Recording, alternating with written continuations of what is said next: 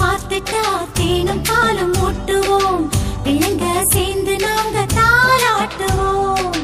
கற்பூரம் காட்டுவோம், பூவால போட்டுவோம், ரங்கத்துல செஞ்சு வச்சு தேரோட்டுவோம்.